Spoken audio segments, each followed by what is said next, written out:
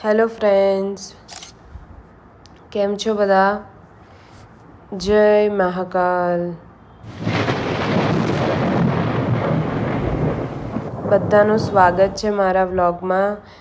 Sorry, બહુ time પછી મારો વ્લોગ આવે છે. મને એડિટ કરવાનો ટાઈમ નહોતો મળ્યો. બહુ હેક્ટિક શેડ્યુલ રહે છે હમણાં મારું. તો સવાર થઈ ગઈ હતી. અમે બધા જ મસ્ત રેડી થઈ ગયા હતા. બહુ જ એક્સાઇટેડ હતા હવે નેક્સ્ટ જે મંદિર છે ત્યાં જવા માટે. તમે વિડીયોમાં બન્યા રહેજો. જે નેક્સ્ટ જે મંદિર છે જ્યાં અમે જવાના છે એનું નામ છે ભારત માતા મંદિર. બહુ જ સુંદર મંદિર બનાવ્યું છે. એકવાર તો જરૂરથી વિઝિટ કરવું જોઈએ.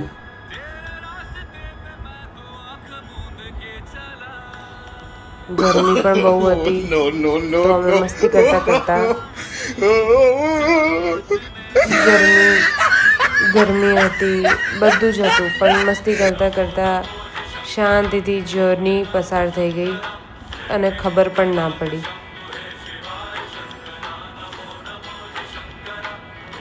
આ છે ભારત માતા મંદિર. તમે જોઈ શકો છો.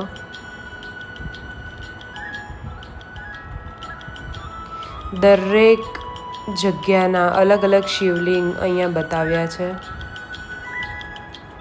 કેદારનાથ છે, બદ્રીનાથ છે, કૈલાશ પર્વત છે, બધું જ અહીંયા બતાવ્યું છે.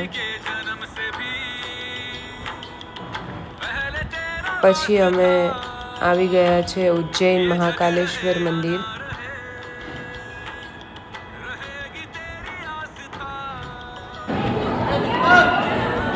ખૂબ સરસ દર્શન થયા અમારા અહીંયા પણ. હેલો, હવે અમે આવી ગયા છે ઉજ્જૈનનું બીજું ફેમસ ટેમ્પલ, બડા ગણેશ મંદિર. આ ગણપતિ બાપ્પાનું મંદિર છે અને એટલા મોટા ગણપતિ બનાવ્યા છે, તમે જોઈ શકો છો.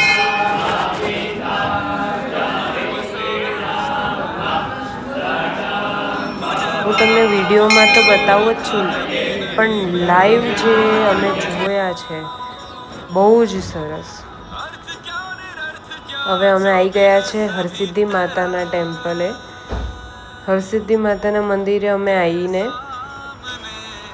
સાંજની આરતી જે આ તમને દેખાય છે એ લોકો ઉપર ચડીને બધે દીવા કરે છે. તો એ કેવી રીતે કરે છે મેઇન એ જોવાનું છે. અમે ખાસ કરીને એના માટે આવ્યા હતા. કાલે તો અમે કરી હતી આરતી, પણ આજે એ જોવા માટે આવ્યા હતા કે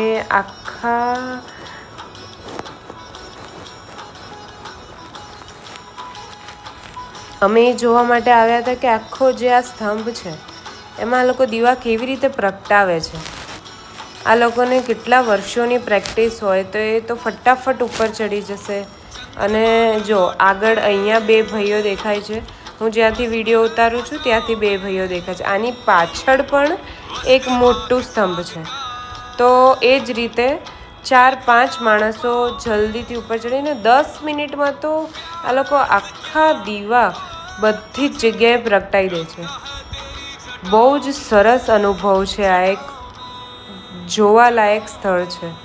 બહુ જ એટલે તમે આમ જેના કહેવાય ને કે જો તમને મહાકાલનો બુલાવો આવ્યો હોય તો જ તમે આવી શકો.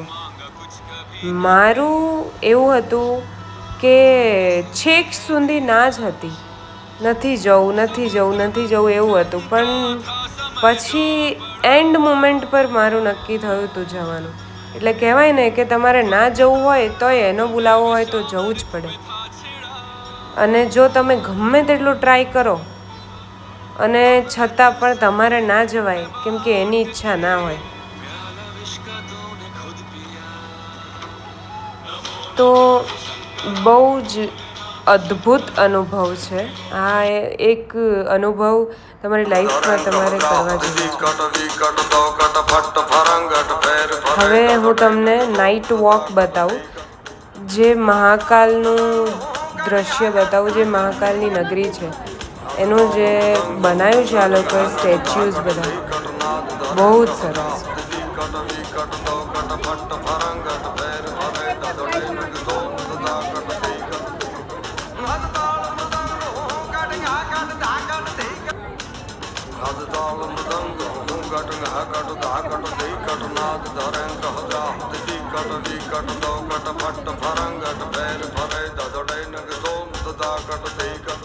દરેક પ્રકારના અલગ અલગ સ્ટેચ્યુ બનાવ્યા છે. દરેક પ્રકારના સ્ટેચ્યુના અલગ અલગ મિનિંગ છે.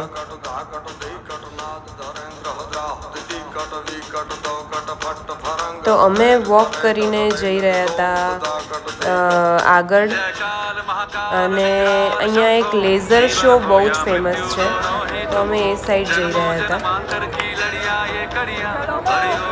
એ લેઝર શો માટે હું આખો અલગ વિડીયો બનાવી દઈશ, કેમ કે એ લેઝર શો 10-15 મિનિટનો હોય છે. મેં વિડીયો ઉતાર્યા છે, તમને શોર્ટમાં બતાવી દઉં અત્યારે.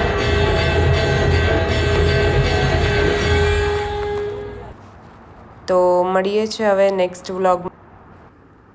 તો લાઈક, કમેન્ટ અને સબસ્ક્રાઈબ કરજો, સપોર્ટ કરજો મને.